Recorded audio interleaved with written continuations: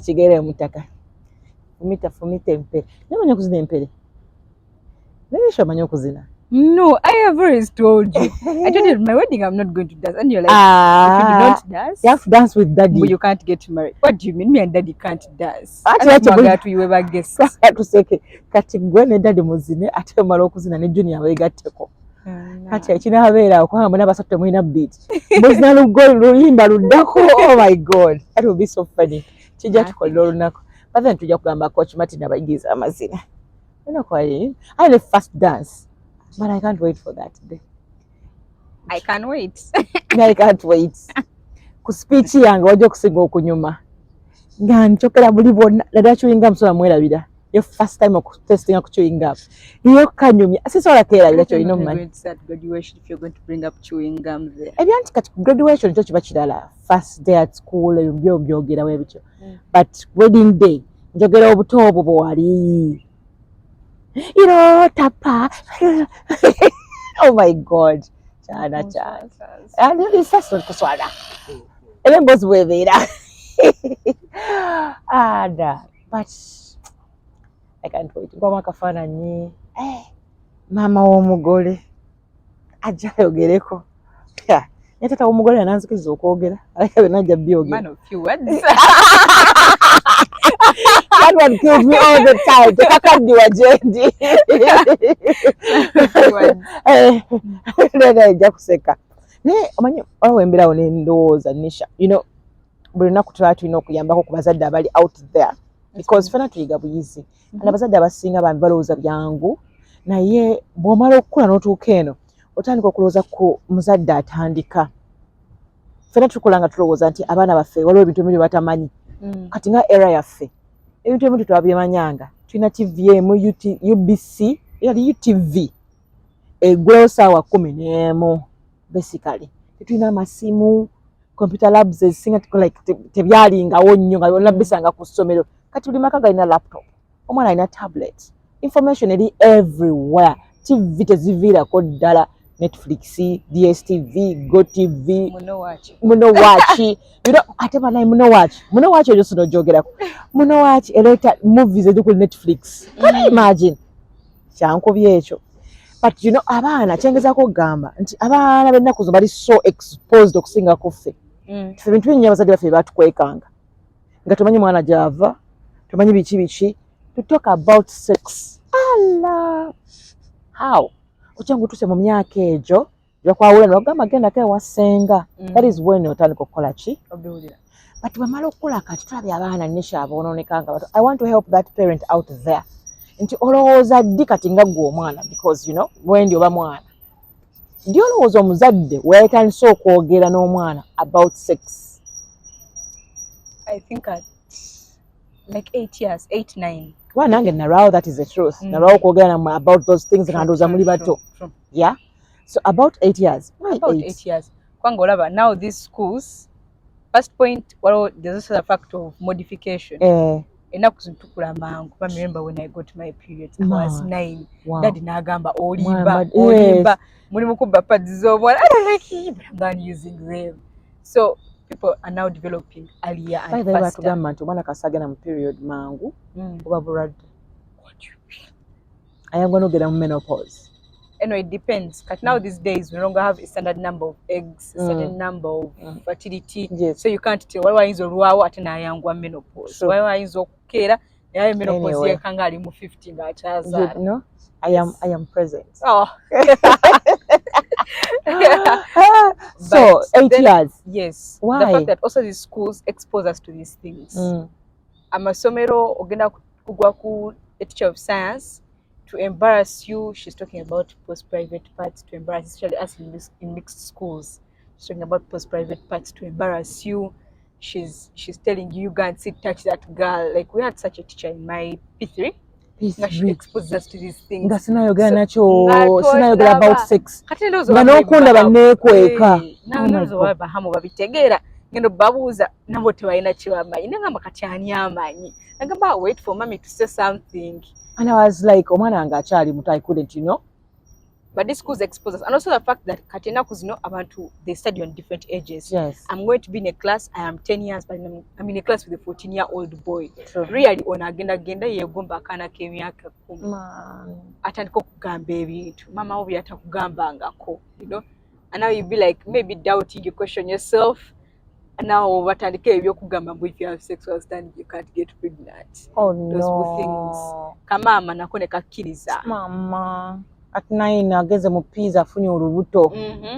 Ugambe lwayise wakana kange nkakumba mu nju gamba osooka n'okalaba nkazimbi olubuto n'ogamba oba kalina ebiwuka omwana wange mulwadde bagenda okebera mama oh Jesus Christ, because she's innocent tamanyi kigenda maaso oli yamulimba watandika ddi okubeera like exposed like okumanya this you said P3 through teachers and the fact that we have computer labs ne babalekaawo to just play any games, right? Okana ka game ke bayita drafts buli wooteba machine wapiteekawo akawaya ne keeyambula buli wooteba kajjako wig kajjako essaati kajjako akaleega. So like boys is like those games. I see now those are boys being exposed. Know? They know now what a fully developed woman looks like. You know? Now on top of that also different things. That is P3. But now you see how teachers and sometimes students use these computers, right? Kati omusomesa agenda kujja alabe his own pornography abiveeko, right? Saying, open. Nga student nzija, I'm bored, I want to play some games on the computer, ndaba kino I am seeing butirisha soba bichi nga bichi you click on it inquisitive. Yes. And this is a boy who is in P3. Exactly. I also have a friend of mine who said that he got exposed to these things around his P5. Why? The big sister who was in university left her CDs. Yes. So she left her CDs that have those blue movies. Yes. So he's bored. The movies just were there. Let me watch what my sister has. And he really got stuck on those things. Oh dear. So do these children come to you mwaba like let me say tobirabye but ono mwana ina sister we abirabye bamanyi okujja ne babanyumiza ku masomero gye mabera ino bikugamba because I've seen something everyone is bragging what happened during holidays, right? Katinga for example how you made sure that we didn't have phones until we were 18. Yes. So meaning olugambo lonna nino dulinda paka wezerayo ku somero. So month yonna mberawo ewaka senkola mirimu gyange kubanga nze simu azifunanga mu senior 6 kati awo kati otuuka okugenda ku ssomero buli omu ampa olugambo because I need to know what is out there. Yeah?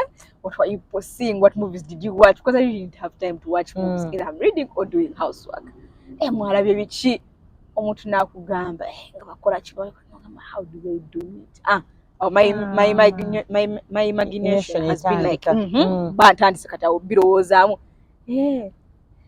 okuluna kukola atya banange namunyiga batya banange kati wamunyigawo soko nyigenda walabanga kiss no forwarding amangu abana baleme kulaba oba nojjako notaho channel endala so ng'olwedde mwana abamanyi nzanga mutusekerera so wano oba oyagala omuzadde ayogere naye about those things so that afuna the right information from the parent, right? Yes, because now parents feel afraid. They're like, omwana, I'll introduce them early enough, but better to know because that one. So kati womugamba, they will know that okay, this happened. So I know if a boy starts touching me like this, I will know avudde mu byokuzanya ali mu birala. I won't be naive. I will know the signs from your mom. Because my mom told me these things. And the things of ogena newe siga senga, sinti buli senga ayagaliza omwana wo. They're going to tell your child wrong things, right? Bamugamba omwana wakwata ko don't shy omwana afuna ari wagenda okwagala. So now you find yourself in these things ngoli muto and at the same time you can't say no because senga yangamba. So you mean these young babies like the ones we call babies 7-8 years, they also play games. Naye olusoza nnyo emizannyo gigenda waggulu ng'oli omwana already gwazanya naye let me say omulenzi ali exposed. Kalina nagwa akaana akawala akato akali naive n'akayigiriza ebintu ebitasaanye ate olusi katansebe messes like for example nga bw'ogambye like 9 kati already ziba kitegeeza nti omwana atandise okukola ki okubeera ready okuzaala kati ono mukuzanyazanya wambi tamanyi kikola ono amukutteko amugamba what is that alaka okubuuza naye questions ezikola ki eziteekamu ono munnange I had my peace, I did this, I have this discharge kati ng'omwana agamba you have a discharge When you have that discharge kino kyekiddako kikeeti naye gwe batya muzadde okwogera naawe such like emboozi bwetyo nga oli muto like that age waliwo ababitya but as I said awakiliko kyogereko ogwo omusango gukuveeko of I did not tell my children because of course gira emyaka gye tuliko ogenda otugamba even there are some things up to now mami byotugamba ebyo nabimanya dda or you'd be like mami ali mu kisusse you're telling me this now tell me later you know and I'm like and now right now if you come and talk to me about marriage I'm like kyalowooza ku degree tell me maybe ngamaliriza degree but it's better to tell me now that manye so as I come towards the end I'm like okay now I already have this information there is nothing new I'm going to hear I know what I'm going to experience nti mwana wange obufumbo newankwadde osomye osigala oli mu kyalo you have to do this and that yes so bw'oba otuuse you must kugaa nti kakati degree giveeko sooka ofumbirwe bala mukutegeka owange ebintu byakyuka bingi nti like for example nabino ebyokugenda mu peas omwana n'omuteeka nga nana nagenda mu peas true because now wekikwata in class you do not know what is happening you think you're leaking maybe ekiwumba kibasties kati now I'm just there leaking my intestines are getting out headache pancreas my pancreas is paining actually what do you mean your pancreas is paining usimenye mpira waliwo akavumita wano right so I think the parents should because kati now you leave those things to the senior women and not everyone is paying attention to the senior. Yes, we used to have the senior women talks in my primary school. But they as P3 girls and they tell you now you're coming towards this age, now you expect this. Now you really think now we are paying attention. Like how we've been in class, we are simply with his home semester. So if my parent tells it to me, at least you are guaranteed that you put it the you get. Yeah, true. As compared to okulinda senior school fees. So I don't want to peace, stand kohogera naye. And it's estimated around 8 or 9 to be safe because you can't tell. Can't I talk to that like my kid at 5 years or 6? I think 5 or 6 is a bit early. It's a bit early.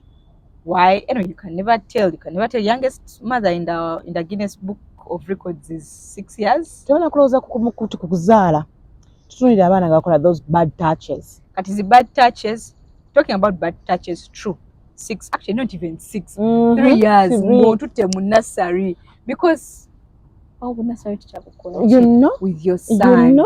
Bunga mati tuli munaza. Nabana abagira bana yes sauce abantu bamanyi sauce. Sauce fetu gimanye waffe. Kati nabana olaba bana bavuga shuttles. Oli yakubera nga kana kamu nakasigaza mu shuttle. Nga buli kadde kasembyayo kufulumya.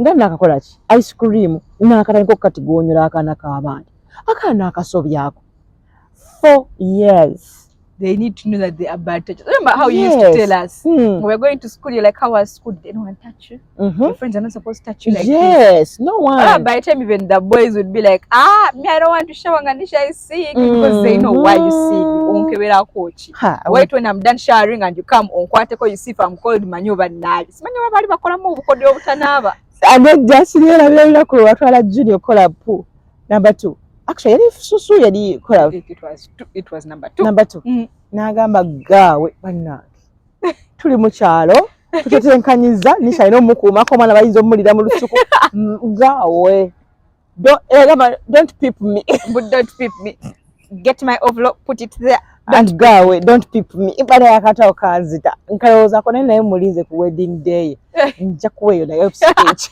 bula munina speech but I mean chiche yambako because even boys right now anza ozo trusting omukazi yatunyumiza nti omwana we asoma mu kindergarten yayonoona omwana ali awaka ali 2 years namuyigiza bisiyaga yes omwana agenda okulaba nga ono omuto akoze ki ayonoonese ngagamba mami mayibisi agenda omusongako ng'amulaga nti bama emuluma namugamba kyabadde ki namunyonyola nti brother we bulwakoma kusomera wakola atya naye nga jjukira waliwo time gye nabagamba nga mugende mwebaka mumaze okulya kati okugenda okwebaka ye brother we nga kyamukola naye kati jjukira mami alowooza nti bano abaana bali safe naye kale ate omwana ava ku ssomero nayonoona ali awaka but singa yali atandise okwogera nakyo 2 years omwana aba ategeera kubanga asobola okukuloopera naga those are bad touches no one is supposed to touch your butt teralina kuzanyisa socio, teralina kukola bwati. Akimanya n'aba brother mugamba, why are you touching me like that? Don't. Akola ki? Akigaana. So nzikanya nti omuzadde ayabadde atandika ate kweno era bannange ate yeetabuse. And you know, now the other issue is they want to talk to daughters. So abaina sons bagamba, my kids are okay. But this is also abalenzi babeera harassed. Yes. Yes, babakwatira omulenzi bamukwata. They're like, how obeera watyo omusajja ne bakwata. Bakwata. There are gay people everywhere. Yes. And they are not afraid to show it. Kati fedde twagamba ngambo n'abaana balenzi ja kweta mulenzi. N'abaana bawala ja kweta muwala. Ne kati. No one is safe. Kwa n'omuwala oleeta housemaid naye n'abaana bo. Olwokwata bamuyigiriza n'agamba it is okay, it is normal. Ye oli omwana taata we yamwonoona. N'agamba daddy alina okukola ebyo ng'abuuza mukwano gwe. Naye daddy wakola bino webiti. Semuna daddy wange abikola it is okay, daddy wawe omulaga nti omwagala. Daddy bw'akomawo olina okugenda n'akunaaza n'akukwatako wano n'akukwata wano bw'ati n'akola bw'ati ne bw'ati. That's how you can show your daddy that you love him. Daddy wange mwagala nnyo. Oba tabikola. Bagenda omwana aliddayo awaka agamba daddy we, daddy nze tonjagala. Kyokka nze nga nkwagala nga tonkola bino bw'oti nga daddy wa gundi bw'amukola. Amugamba ki? Daddy wa gundi amukola bw'ati ne bw'ati ne bw'ati. Bagenda ogamba else okwata omwana nga bamwonoona yonoona daddy kye yakola omwana ng'awonye n'okuwona. Naye ng'amanyi kiri nnomo. Naye don't even tell anyone. It's our secret. Kwa abantu batwagala tweyagale bajja kunyigira. Katogamba not even mommy. It is our secret. Onjagala. Kwa bono yogera ojja kuba tokyanjagala. Mami katono kwa kamwagala. Ne kasigala nkakikoze ekikakikuumye. Kati mukuzanya ne munne. Kakyogera. Because he's your friend. Right? Tamanyi sweetheart. Yamanyi bwe kirina okubeera. Ne kati bono olina nti omwana akule. Ojja kusanga kiwedde. Nze neewunyiza okuba nti nno ne kusoma byalinga bibeerayo ebyo. Era nze manyi time gye njogeddeko ye ntuufu. Abalange mbagambye. Aye ne mpulira ate nga nswadde nga nabo babaana mbagambye mangu. Era nga kati n'omwana bwe simugambe kati n'omugamba ekinava mu peas. That is why Olahana bwe yatandika. Mami ndabye ebintu byakwalidde nga malindako sojja. Ebyo biraba kitegeeza kino na kino. Because before you know it, phew, Mbera Justin nkiyitiriza. Again, as I said, better safe than sorry. Because w'okikola kati oba okikoze kati ekyo kibe kiveewo. Omanyi nti no matter what, if worst comes to worst, wakiriko taŋŋambye naye nga she knows it's a bad thing to happen. Because tojja kutrustinga muntu mulala na mwana wo. Olinde anti ajja kujja ayogera birala. Mwana wange akaviri kunsiba. Mwana wange osoma biki kati essomero. Tayogera ku bintu alina kwogerako ebiriwo. And remember, omwana kasitayo nenekana dda omwana omuwala ng'akyali waka. Maama ukidda ku ggwe. Gwogenda obonaabona naye. Fistula and everything. Ate ne bataata bennyini boonoona abaana. Bataata ba uncles. No one is safe these days. Uncle again, even those things like, why do you allow? Oleka ba uncle ng'omanya engeri gy'atunuulira omwana wo. And now they are coming home. Uncle genda omutwalira juice. And the child is telling you, I'm not comfortable. No pushing. No, why? Unaamanya ddi genda obuuze. Uncle akubuuza agamba, anange Ruth oli otya nange. Ozijukiriza gwe bakwata. Jukira gundi bwe yakutabuka. Akwata mami. Nengamba akaki wesirikire. Mukama wange watandise ddyo okumubuuza ng'omukwata ku base. Banange yaswati yakiddira. But just imagine sengana lisimugambye omwana. Ekyo kiba kiwedde ojja kuguma bugumi bila kuwa maybe I'm blowing it out. Kubanga bwakwata akonoka no nga nenkyadda oluva ku bbeera dda kuki. Naye olw'okwandika tulodi yali akitegedde nti mami yaŋŋamba bw'ati. Eyo lwalikwatako olwadda teyanzikiza nga kuva mu mmotoka. Mami nondi azze wano n'ankola bw'ati. Namugaa lindako kanzije. Mukama wange watandise ddi. Kutula nga namukyamuyamba teyaddamu. Naye asooka n'amuwalana. Natega nti omuntu mwana wange ali safe. Sajja kwagala mukwano ogenda kunyunoonera baana. Era kati ogwa gufiridde ddala nze kasi totandika okuba nga ocrossinga line. Awo bagamba katabo twalina obutabo twasomanga Jemima Luze z'atempa ng'okutte ku bukoko bwe. Ng'okutte ku bukoko bwe nze kasi tokwata ku mwana oba mukwano kiba kigaanye. Kobeeraani. Kiba kigaanye. But then also the parents, on top of that, walo yes abagenda okwogera n'abaana about these things.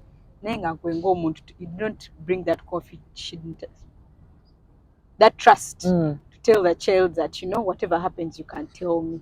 Like how we have it with you, mommy. Any small thing, and nakubide the sim. Any small thing, abali kusome bakulinda ku vidi. Mani class chache yanga. Mami, ojukali juni. We are open. Yes. Those boys look at my sisters. Yes, I don't like happy. it. I do not like Konze it. Kati. To 5. Kati ne good actually. Omwana yangambe kusome. Mami, oli omulenzi yangambe I love you. Konze what? Yana reacting video. Because kati era je tuli mu nisha. Nzo mwana kasitayogera akantu konna kati nibwe kati. Sikatwa lightly. Sikatwa lightly na dabi kwatagana kwebi.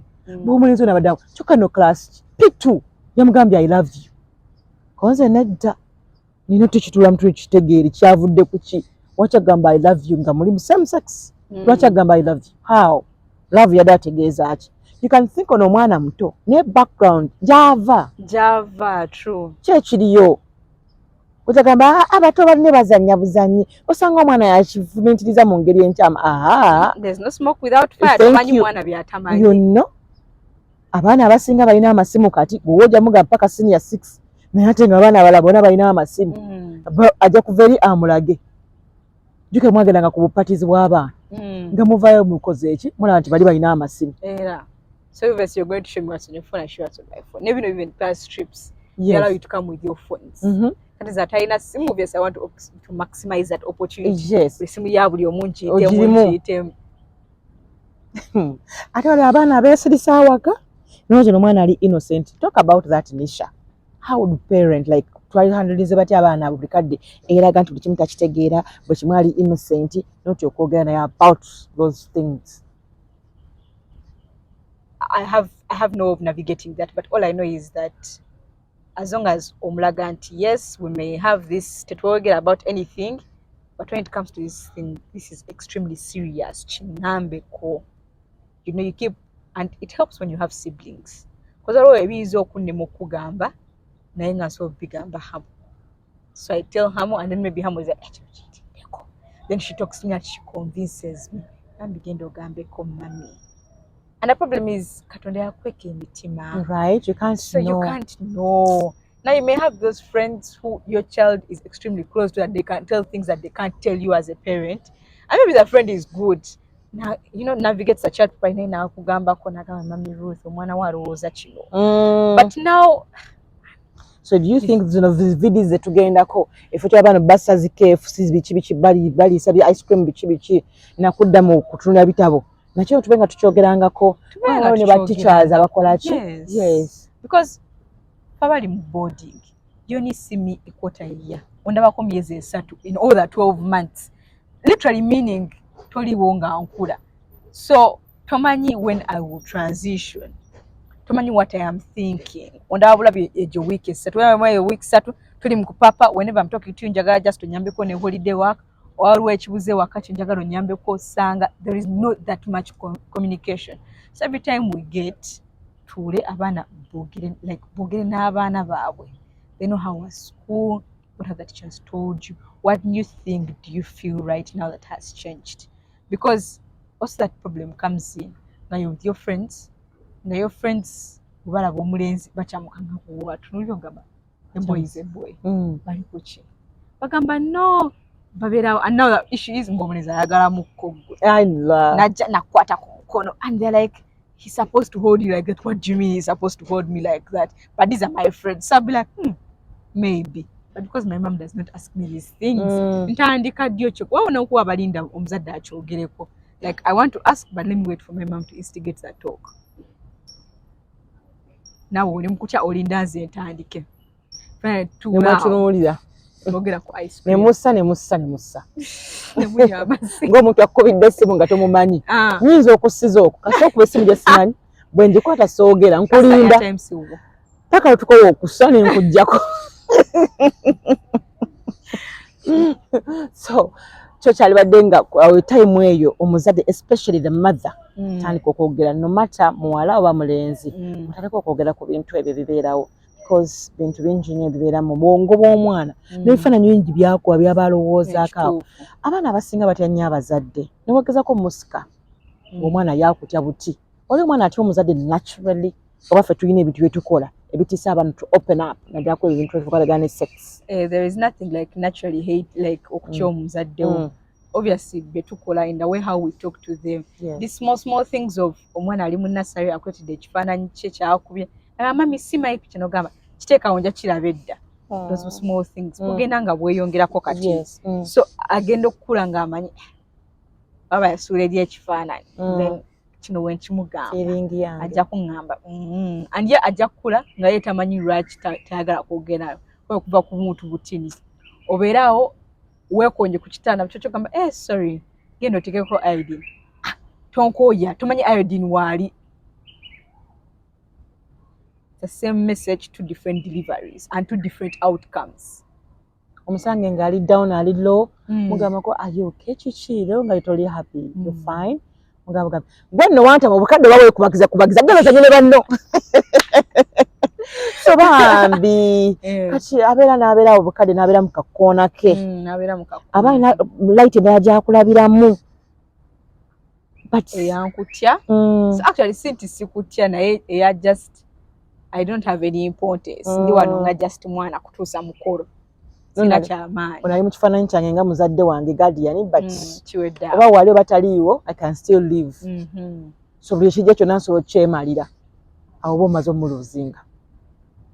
Otandika ddi okuwaddaako for example let me say wano wena sitandise kukola sifuddeeyo but wa wensoga nti kati omba nkyasobola okumuzza omwana. And can talk about ebyo twogeddeko waggulu about sex life. I think it's a process. Nga again tutandika ku buntu butini. Like how those times you be coming from work nogamba Nisha nalabanga kali akateteyo katunulidde nakakufunidde. Oba Nisha I realized that you no longer wear necklaces nakugulidde kano. Small things like that. So they make that small change. You tell them something small as if it's not important. Like at times you would call me I'm in class and like Nisha, are you free to talk? I'm like, yes, mommy, what's up? She's like, nothing. I just, I felt like the day was nice and I was like, that makes a difference. So, sorry by sorry, Kagenda, Chiringa, I usually tell people this thing. When you have popcorn, or not a big bowl of popcorn. Yes. Ngachijide popcorn, mutunajja na jamu ekiwatu kimwe kya popcorn. Techinzi jako chinji. Emba naka batu kange ngawo kali kati. Noja notulako just usatu mpulira nga ntoddemu bungi. So that bowl you fill it with popcorns of small things to do for that child. So ekintu ekinene we kijja. Ne wonfunamu akakaya n'akatini. Tekinkosa nnyo ng'omuntu yabaye onkolera one good thing and then 3 arguments. Yes. One good thing and then 3 arguments. Mbamo man sina mugaso mu bulamu bwona. Do what like when kugamba nti I love you. Kina kye kikola mu bulamu bwo?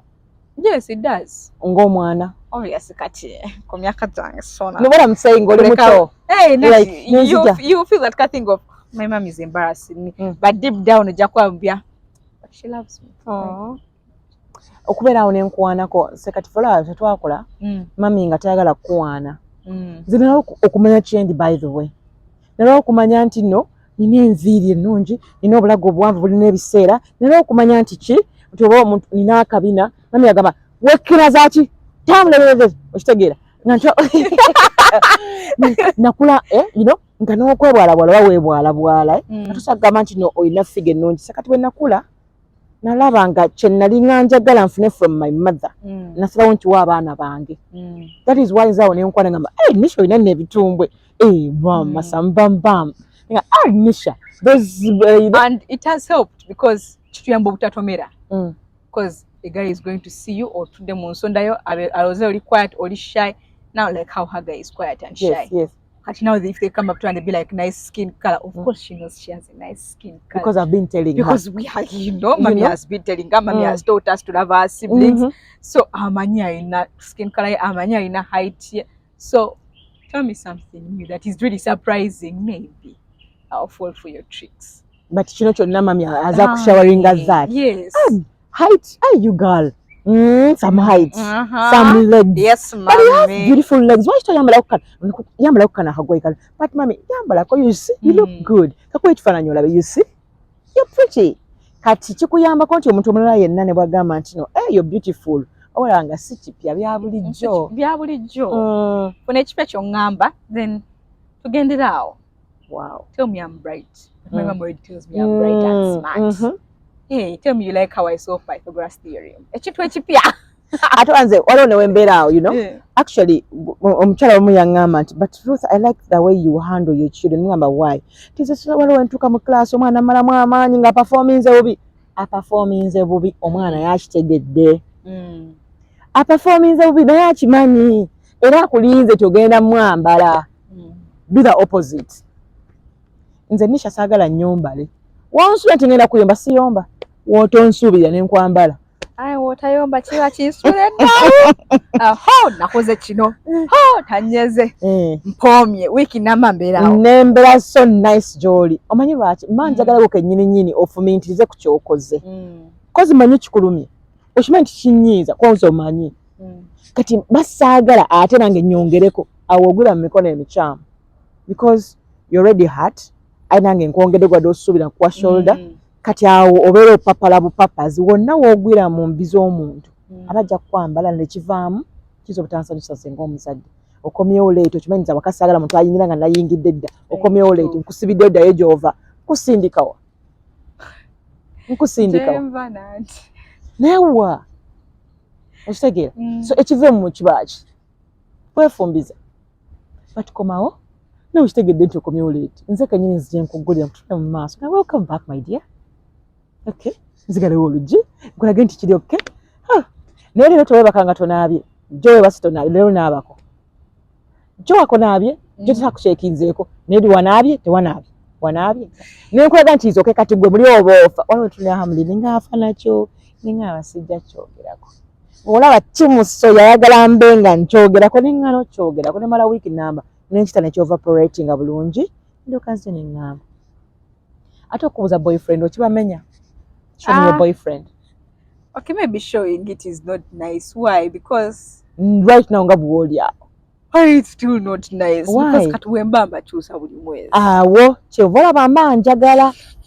Awo kye manjagala. Kozi manjagala mmanye. Gonda ze teri kundaga mulala. Nti Elvis ye Elvis. Kibayisa wobi.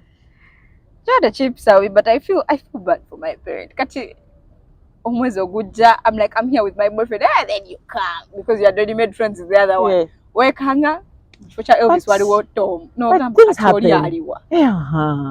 Now explaining to your parent. Era nga nkugamba nti mwana wange kati ng'ekyo tukyalade ensonga waliwadde okola bwoti ne bwoti ne bwoti tekitwa kirungi kubanga kati leero nkulabe ne green enkya nkulabe ne red olinga bitala bya trafiki kati naawe ekyo kikuwa mu mutima ne weeshapinga kituufu okitegeera so that is why mbeerawo ne ŋŋamba ali atya Saamu ali atya wale mubeere bulungi bye